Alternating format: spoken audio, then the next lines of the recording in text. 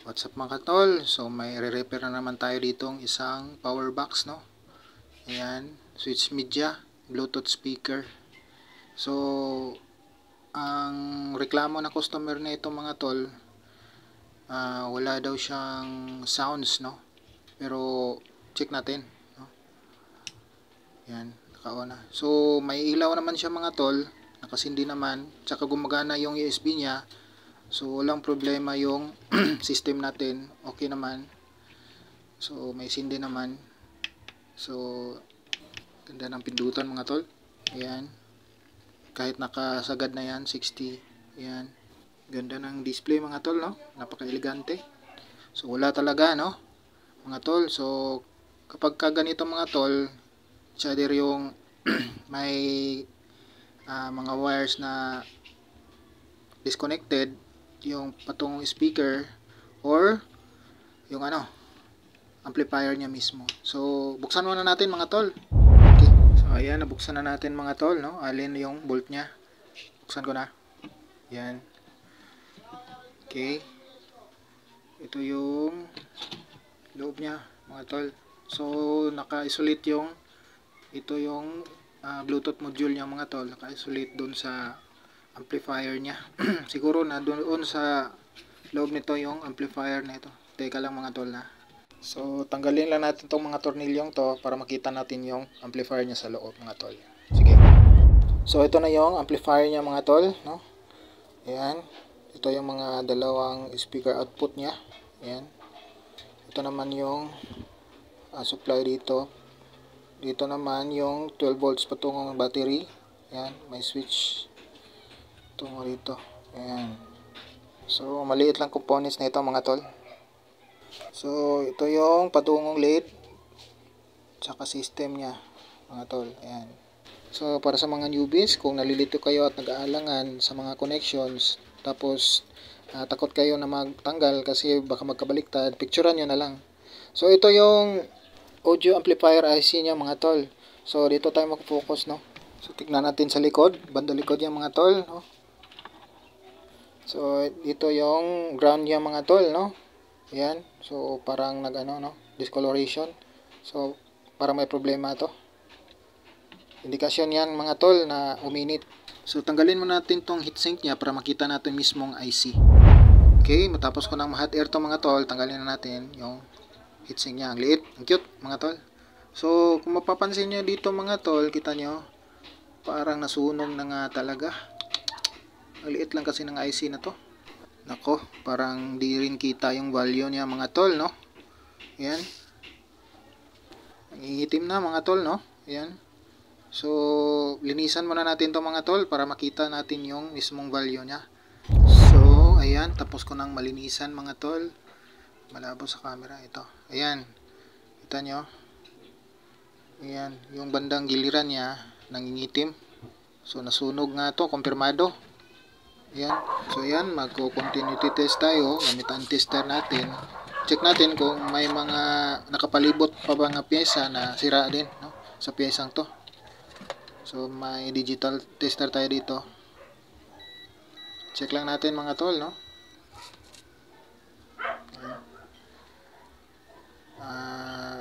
Kabit natin yung ground ng tester.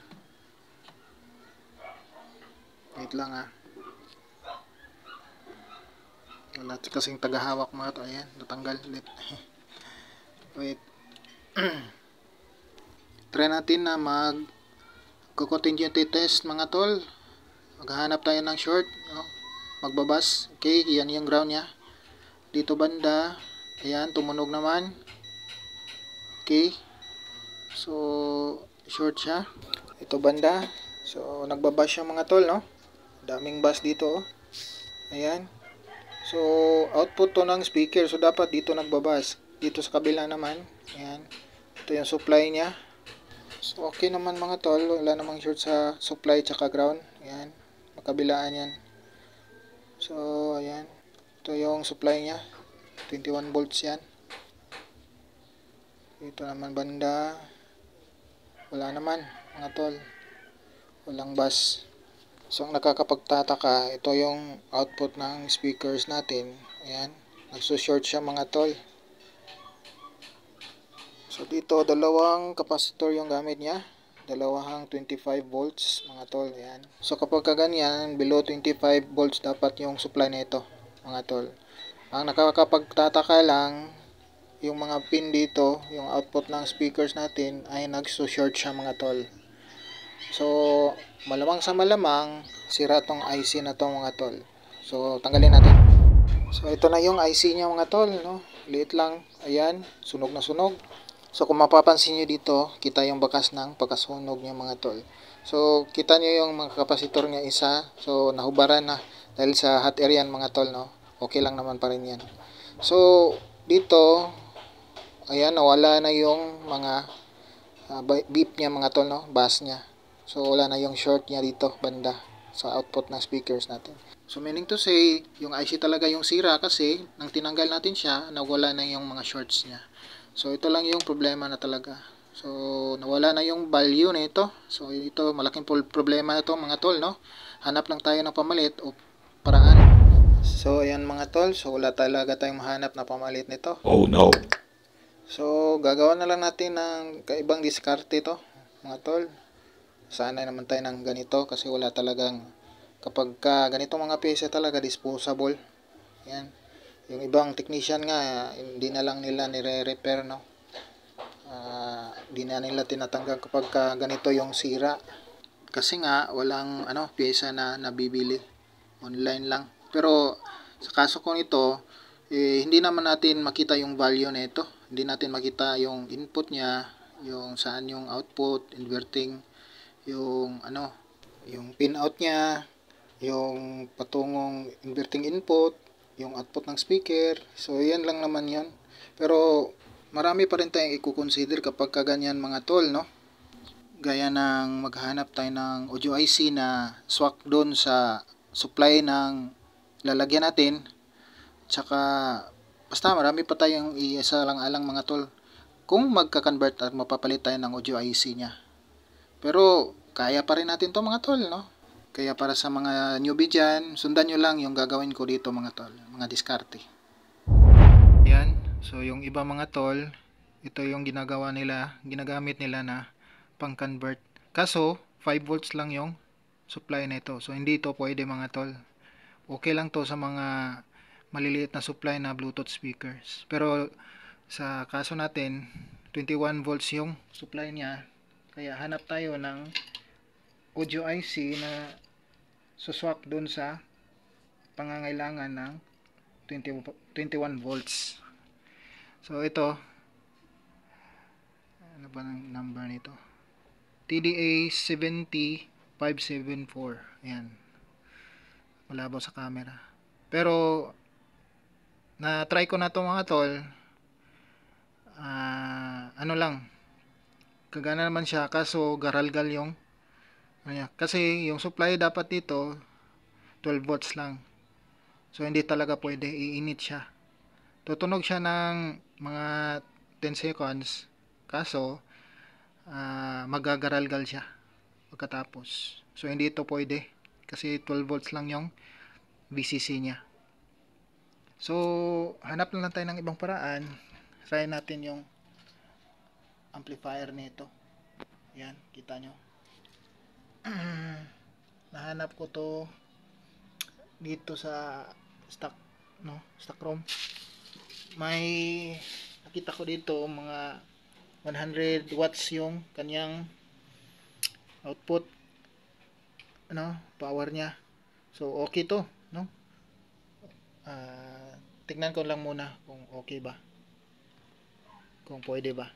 Tanggalin ko lang yung amplifier niya sa loob.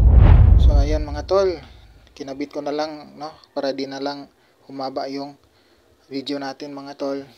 Kaya titest na natin to kung okay ba yung ginawa natin na pag-convert ng bagong audio amplifier niya mga tol.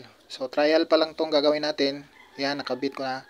Ito yung kinuha na natin na amplifier semi component siya, so sabog na talaga to. Nabasa kasi yung box niya. Ayan, tanggal na yung box sa harap at sa gilid, sa top view niya. So ito yung kinuha natin na amplifier niya. So ang supply para nito is 18 volts. So yung IC na ginamit dito, nagsusupply siya about 24 volts. So okay lang. Ayan, kinabit ko na yung mga dapat ikabit dito, yung inverting input niya, yung supply, tsaka ground. Yan lang yung tinest muna natin na ikabit, no? So papaganahin na natin to. Switch on ko na. So may USB na to.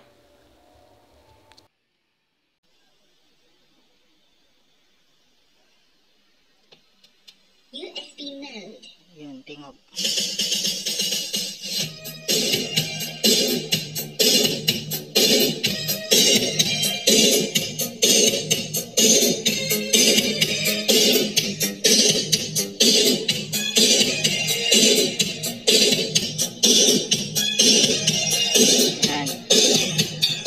Ayan, so hinaan muna natin mga tol, no? Kasi baka makopyright tayo. So ang laki ng heatsink niya mga tol, no? Hindi talaga to basta-basta iinit agad, no? So kita naman natin na hindi garalgal yung tunog niya. So okay talaga tong amplifier na to. Convert natin galing dito na component. So okay na okay talaga siya kasi 100 watts yung power output niya. Ingat lang kayo sa pag-convert, lalo sa mga newbie, no? I-double check mo muna yung mga wirings niyo. So ginamit ko dito ang audio IC ito. So actually itong pyesa na to, si back na to, no? Kasi na-try ko na to kanina. Nagkamali tayo, no? Yung ground niya hindi natin na kabit, kaya pumutok agad. Buti lang may isang IC na kaduplicate niya dito. Ayan, parehas lang ng value dito. So itong IC na to, si back na to, yung IC niya nilagay ko na lang dito, yung bago. Okay? Sa subwoofer to na IC, kaya lang naputok yung IC. So kabila na lang yung ginamit natin. Try natin.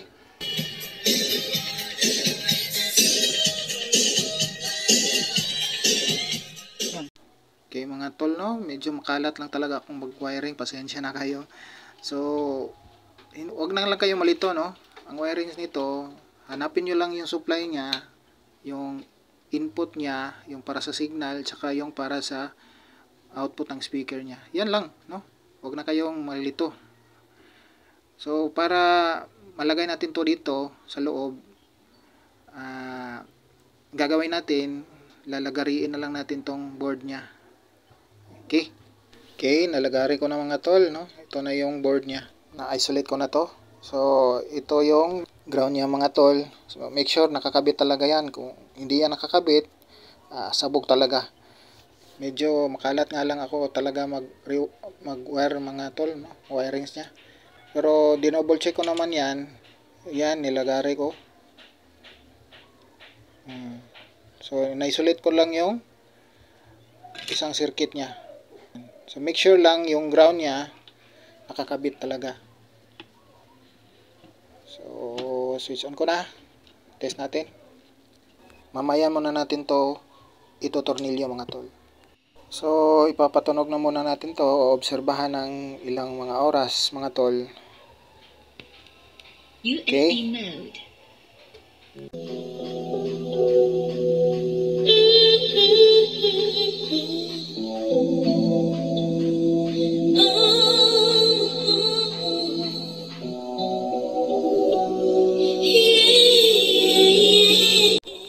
Okay mga tol, hinanaan ko na muna yung volume ko. Huwag niyo kalimutan na mag-subscribe sa channel natin at pakihit na rin ang notification bell para maging updated kayo sa mga bagong video ko pa na ilalabas. So putulin ko na lang itong video mga tol kasi baka humaba na yung video natin. So maraming salamat sa panonood mga tol. Ingat kayong lahat.